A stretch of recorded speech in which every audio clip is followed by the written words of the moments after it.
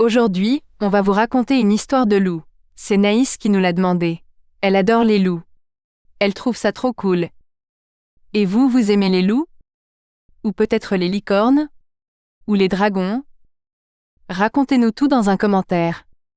On fera peut-être un dessin animé avec vos idées. C'est parti pour l'aventure. N'oublie pas de t'abonner pour ne rien rater.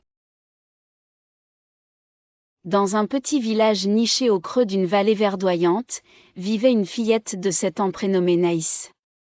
Avec ses longues tresses châtains et ses yeux étincelants comme des étoiles, elle était connue pour sa curiosité et son grand amour des animaux. Chaque jour, Naïs parcourait les bois qui bordaient son village, rêvant d'y découvrir des créatures merveilleuses. Un matin, alors que le soleil peignait le ciel de nuances dorées, Naïs décida d'explorer une partie de la forêt qu'elle ne connaissait pas encore. Avec son sac à dos rempli de tartines et d'un carnet pour dessiner, elle se mit en route. Les oiseaux chantaient joyeusement, et les feuilles bruissaient sous ses pas soudain, elle entendit un hurlement lointain. Plutôt que d'avoir peur, Naïs sentit son cœur s'accélérer de curiosité. Elle savait que les loups vivaient dans cette forêt, mais on lui avait toujours raconté qu'ils étaient dangereux. Pourtant, ce hurlement n'avait rien d'effrayant. Il semblait presque mélodieux. Naïs suivit le son jusqu'à une clairière où se trouvait une meute de loups. Mais ces loups n'étaient pas comme ceux des histoires effrayantes qu'on lui racontait. Leur pelage brillait sous le soleil, et leurs yeux étaient doux et bienveillants. L'un d'eux, un grand loup gris au regard sage, s'approcha doucement d'elle. Naïs recula d'abord, puis se souvint de sa passion pour les animaux. Elle tendit la main. « Bonjour », murmura-t-elle. « Je m'appelle Naïs. » Le loup gris, comme s'il comprenait ses paroles, inclina doucement la tête. Puis, il fit demi-tour et lui fit signe de le suivre. Intriguée, Naïs le suivit jusqu'à une grotte tapissée de mousse. À l'intérieur, elle découvrit des louveteaux qui jouaient joyeusement. Mais l'un d'eux, plus petit que les autres, était couché dans un coin et gémissait faiblement. Le loup gris posa son museau contre le petit, puis regarda Naïs avec insistance.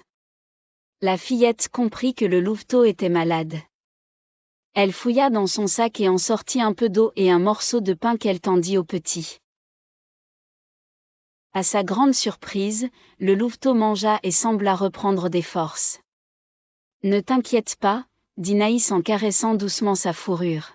« Je vais t'aider. » Pendant plusieurs jours, Naïs retourna à la grotte pour s'occuper du louveteau. Elle apportait des herbes médicinales qu'elle avait apprises à utiliser grâce à sa grand-mère. Petit à petit, le louveteau retrouva sa vitalité et se mit à jouer avec ses frères et sœurs. La meute tout entière semblait reconnaissante envers Naïs. Le grand loup gris l'accompagnait souvent jusqu'à la lisière de la forêt pour s'assurer qu'elle rentre chez elle en sécurité. Un jour, alors qu'elle dessinait les loups dans son carnet, le loup gris s'approcha avec un objet brillant dans sa gueule.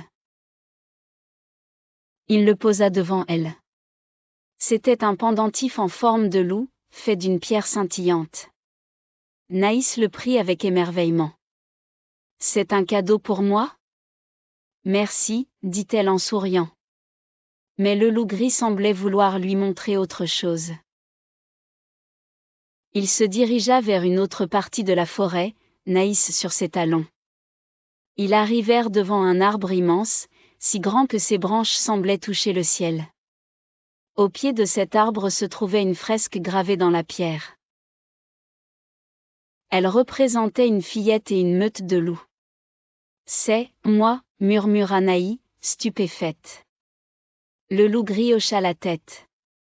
Elle comprit alors que la meute l'avait choisie comme amie et protectrice. Depuis ce jour, Naïs et les loups devinrent inséparables. Elle leur rendait visite chaque semaine, et les loups veillaient sur elle et sur le village en retour.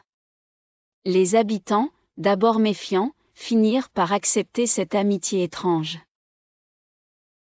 Ils se rendirent compte que les loups éloignaient les prédateurs et protégeaient les récoltes. Naïs, avec son pendentif scintillant autour du cou, devint une sorte de légende vivante dans la région.